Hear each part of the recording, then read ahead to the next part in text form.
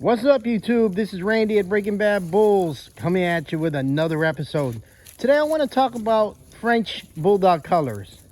You hear a lot about the different types of French Bulldog colors out there. Of course, you have the standard colors, brindle, fawn, piebald, black, and a combination of those. So you would have a black and white Frenchie, fawn with a black mask Frenchie, and other standard colors, because that's what AKC recognizes as far as what a French Bulldog coat color should be.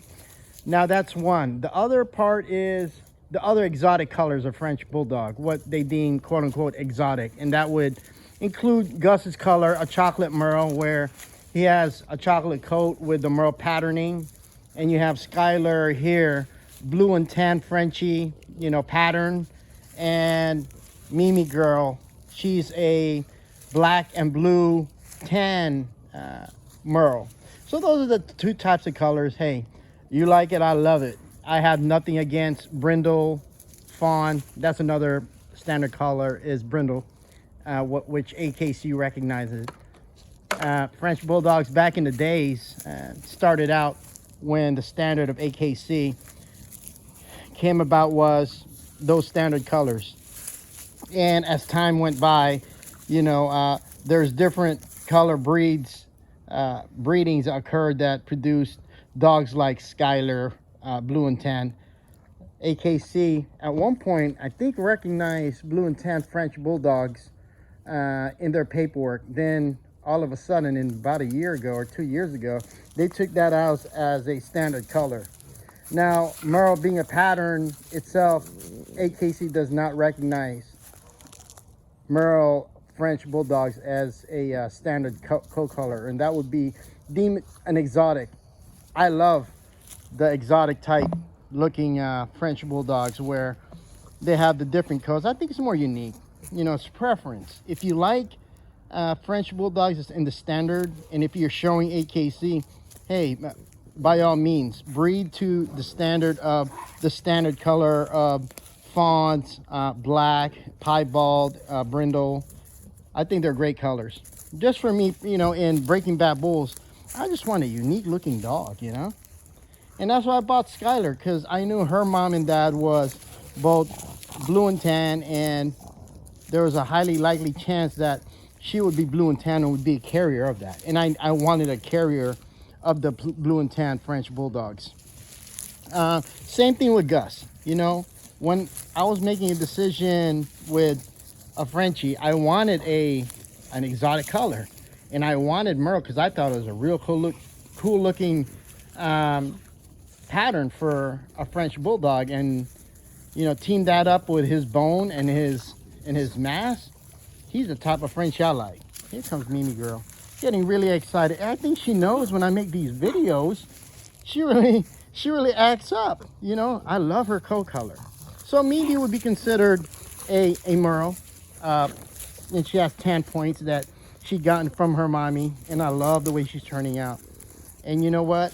Her next breeding for next year would be to a lilac tan, and that's what I'd like to accomplish next, is to get a litter of Mimis, and I know I'm going to get half of them being merle and half of them being lilac or blue and tans if the genetics are all in place. And that's really important. When you get into the color side of French Bulldogs, you have to know what each dog carries. For example, Skylar here carries ATAT, which is in genetic terms blue, 2 copies of blue and tan points for her. And you can do that through genetic testing through I forgot, there's a couple of companies out there that does it. I'll link it down below what I use to DNA test for color for my dog. So if you like blue and tan Frenchies, they offer three types of colors: the blue, the tan, and she has a little bit of white on her chest. If you get a female like Skylar, you can breed her in many ways. If you're a breeder, you can breed her in many ways where you can get tan points on the litter or the progeny. And for example, Mimi girl here, we bred her to Gus. Of course, she came out blue and tan merle. She has a little black on her there, and she also, it looks like she's starting to carry masking. Masking is the black mask around her face. She had received a copy of that from Gustavo, and I think the DNA code color for masking is EMEM. So I noticed that when I DNA tested Gus, he carried 2 copies of masks. So more than likely, his progeny, his offsprings, would also carry visual masking. And you can see that with Mimi girl, that she's starting to develop masking. When she was a puppy, she didn't have that. And I knew that since Gus carried both copies of EMEM, which is black mask, there was a highly likely chance that she will be a carrier and display black masking. Now that she's turning 5 months, I can see that she is a carrier. As far as Skylar, she doesn't carry a copy of EMEM on her genetics. She carries the tan points, the ATAT, very strongly, and displays that with her offsprings as well. You can see that with Mimi. She has creamy tan points on her feet. Then you'll see it around her ears, and you can tell tan pointed dogs where they carry it around their cheeks. You see it there, inside their ear, the points of their feet. Some tan pointed Frenchies will be more visible compared to others, will be more diluted, but hers is pretty bright. I think what dilutes it a little bit is her masking and her merle patterning that she had gotten from Gus. But nonetheless, I think she's a beautiful dog, and it's exactly what I want to produce: a merle French bulldog that's short, stocky, short back, big bone, big head, in a female suit. Because with females, anything you breed a female to the way she looks now, that's the way the puppies should look. Although Skylar here, her genetics carries small dog genetics. Her grandfather was really small, micro, I think under 11 inches, and her dad was a bigger dog, and her mom was about her size. But I knew she could carry small dog genetics, and she passed that right through Mimi girl. Mimi girl is really short. I think she's gonna finish out about 10 inches, maybe 11 inches at the withers. I think I talked about that before, as far as how you measure, French bulldogs and their height wise. And one of those things is the break here on top of their neck and shoulder blades.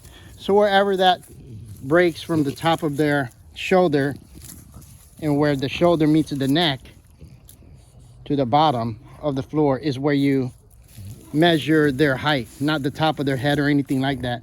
So if you're concerned about how tall is your Frenchie, the correct way would be the withers to the ground.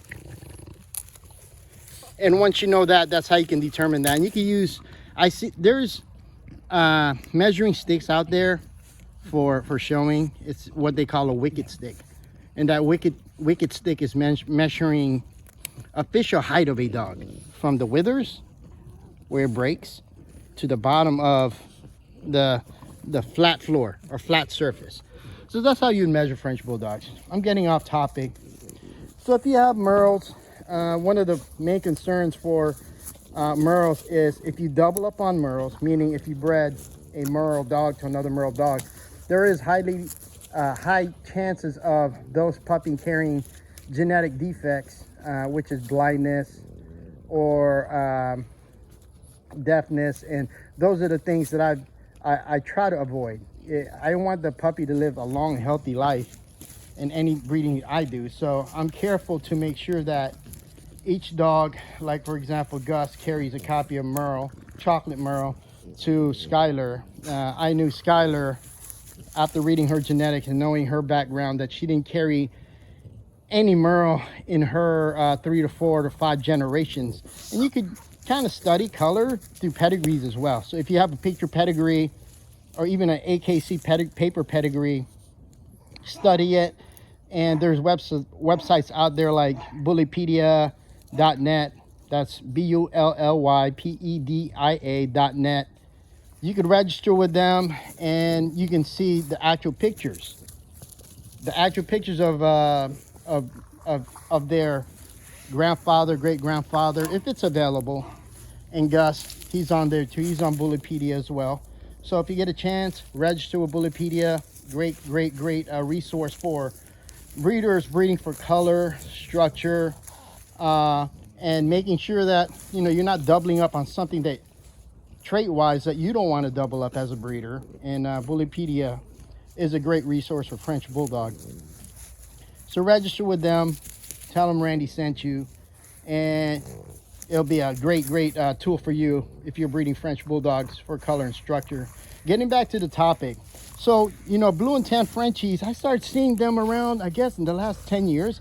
Comment down below if you've seen blue and tan Frenchies more than 10 years ago. I think I started seeing them around dog shows around 10 years now.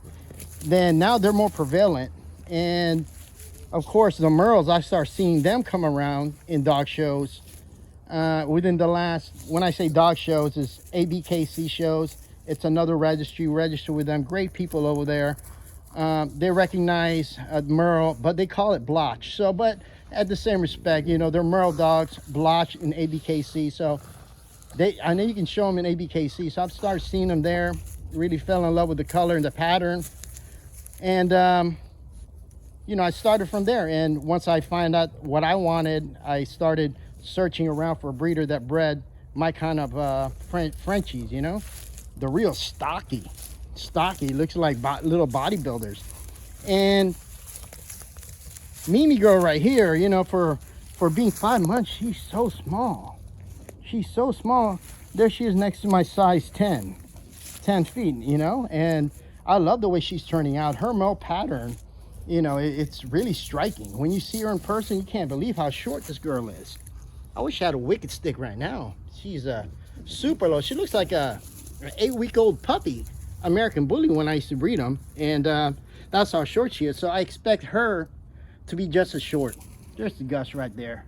So merle dogs, man, I love them. You like them? I love them, man. If you don't, hey, it's preference. If you don't like exotic colored dogs, blue and tan or merle dogs, or I think there's other ones out there, hey, that's your preference. I'm just telling you my opinion on exotic colored dogs. At one point, I think merle, their structure, meaning they were a little longer a few years ago, a little taller, but now I think the merle dogs had came around where they're more shorter, they're more consistent in breeding, and that's why I chose Gus, because I know his dad Forgiato, that boy's a beast. He looked really good.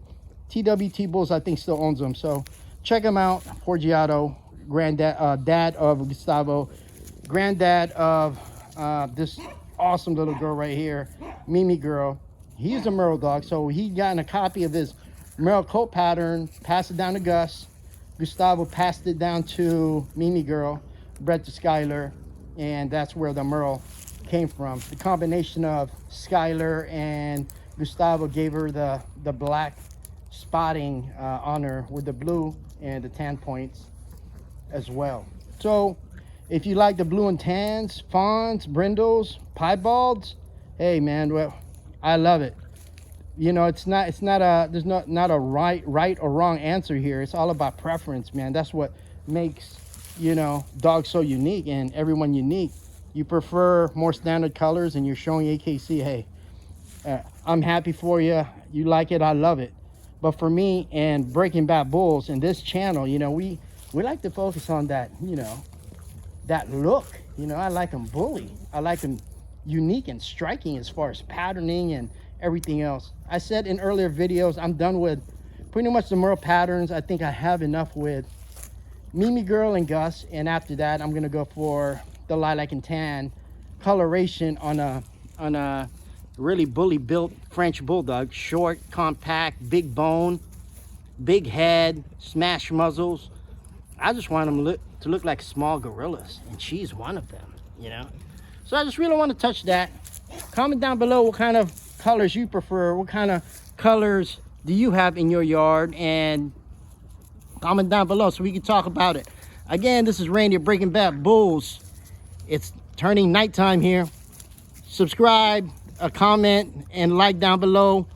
Follow us on Instagram. If you have any questions, as you know, you can DM me or comment down below, and I'll be glad to answer you guys. There's Skyler playing one more time before it gets dark. All right, and I'm out. Woo!